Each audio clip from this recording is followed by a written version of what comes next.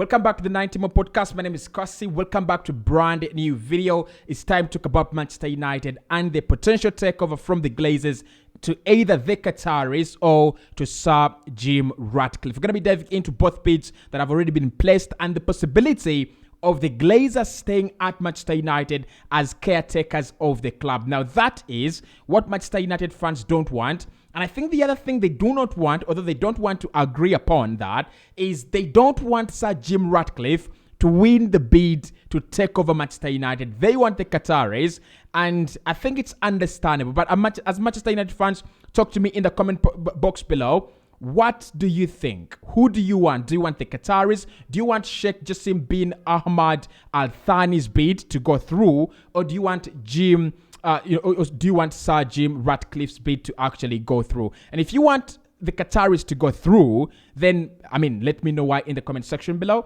And if you want Sir Jim's bid to go through, then let me know why you want that as well. But hit the like button and subscribe to the podcast as well. Now, I think that ever since the Glazers came out and said they will be open to selling the club, a couple of bids have actually been I think speculated around, but the two bids that have been confirmed publicly coming from the Qataris. Number one is the Sheikh Jassim bin Ahmad Al Thani bid, 100% debt free for Manchester United, and that is a 5 billion bid. The second one comes in from Sir Jim Ratcliffe, a Manchester United born billionaire who owns Nice as well. That should be put into account, and that is 4 billion. Now, what I understand and what we know is that the Glazers are asking for over 6 to 7 billion pounds in order to sell Manchester United. Both parties, that is the Qatari money,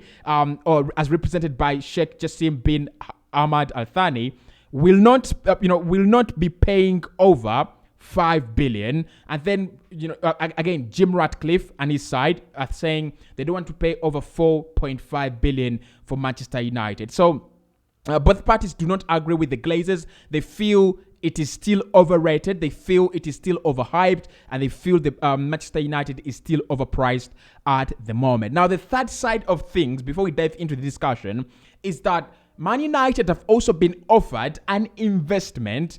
The Glazers have been offered an investment to stay as club caretakers. And you've got to understand that if the Glazers stay as club caretakers, as owners of Manchester United, or as partial owners of Manchester United, the way it is, it means that Man United will still have that 500 million pound debt, which is actually yet to be paid. A debt that they acquired since the day 18 years ago when the Glazers bought the club. So what works well for Manchester United? What should happen, in my opinion?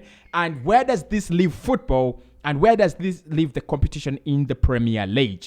Number one, you look at the bid from the Qataris, and this is the official statement they released a couple of days ago. And they confirmed that Sheikh Jassim bin Ahmad Al Thani today confirmed his submission for a bid of 100% of Manchester United Football Club. They want to buy Manchester United 100%, all of it. The bid plans to return the club to its former glories, both on and off the pitch, and above all, will seek to place the fans at the heart of Manchester United Football Club. And once more, the bid will be completely debt-free via Sheikh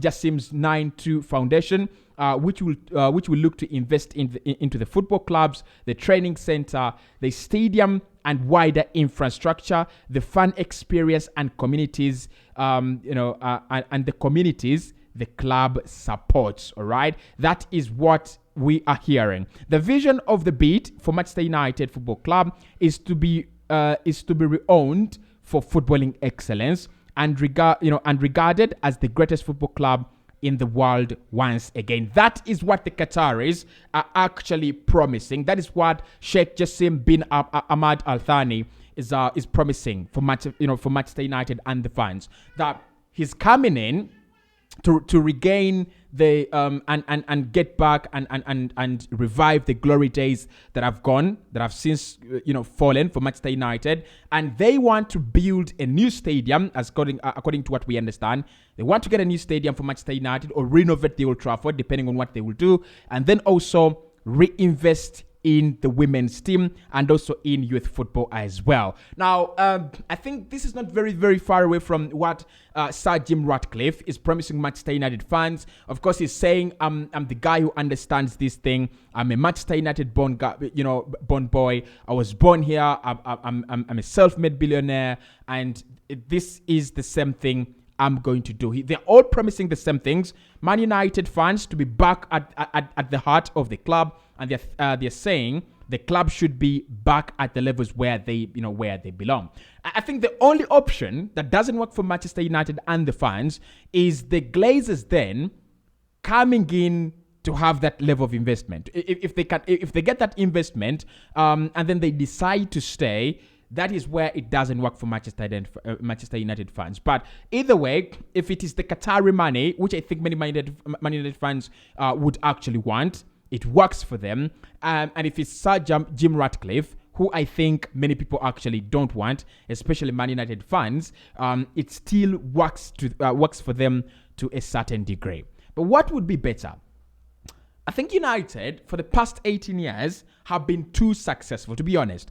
Look, in the last 20 years in the Premier League, how many Premier League titles have Manchester United won? They won 13 under Sir Alexander Chapman Ferguson. And, you've got to ask the question that if they were that influential under, the Glazers, if they've been that influential under the Glazers, winning 13 Premier League titles, what happens if they're taken over by the Qataris? What happens if this, guy, Sheikh Jassim bin Ahmad Al Thani, buys the club? What happens, right? It's going to be a complete turnaround, and it's going to be very, very pitiful for some clubs, in my opinion. On the other side, I kind of feel like Sir Jim Ratcliffe would be more of a Todd Bowley kind of guy, loves Manchester United, understands football, and he would be willing to spend the money as well. The difference for me is why I think the Qatari bid is better for Manchester United than the Ratcliffe bid. The Qataris do have the money. That is it's a no-brainer. Of course, they're hiding all these, they're hiding that they're not working with the government of Qatar and all that. That is total BS.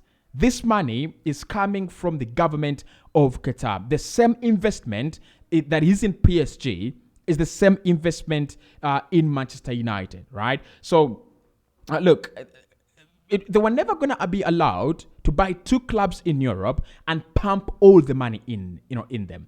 They were never going to be allowed. So they have to find a way to say this is not connected, PSG is not connected to Manchester United, and all that, so that they can be allowed to buy Manchester United. But for me, in my opinion, if you're a Manchester United fan, then it should be the Qataris. The Qatar bid is better. The Qatar bid brings out the real meaning of a takeover. It brings out the real meaning of buying a football club.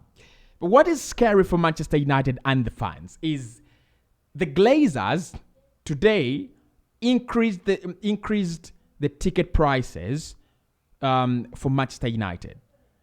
And that is quite bizarre. If you're going to sell Man United, if you're selling the club, then why would you double the price? Why would you increase the price by 5%? The price was increased by 5%. Why would you increase the price by 5%? And that poses the question that, do the Glazers still have it in them that whatever happens, as long as we can get a quick solution or a good solution, we might not leave Manchester United? But fans, Man United fans, talk to me in the comment section. What does this mean for your club, especially if the Qataris take over? What are your expectations? Now, for football, this is scary. Newcastle has been taken over by an Arabian consortium. Manchester City are owned by the Saudis. Man United could potentially be taken over by the Qataris, and many more clubs are now going to follow this trend, in my opinion, right? there are a few restrictions that no single foundation can own two clubs across Europe and all those things. But that is total BS. When the money comes in, it's going to be easy to bend the laws, right? And for me, I feel we're going to have a decade where Man United, Chelsea, Man City, and Newcastle are the only clubs that can compete for the top four, and the rest of the teams are going to be left far, far behind. I don't think Stan Kroenke can spend a lot of money on Arsenal. I don't think FSG are going to spend a huge amount of money on Liverpool. I don't think that's going to happen. They will buy you one quality player every single season. With Chelsea, it's different. They're spending 300 million every summer.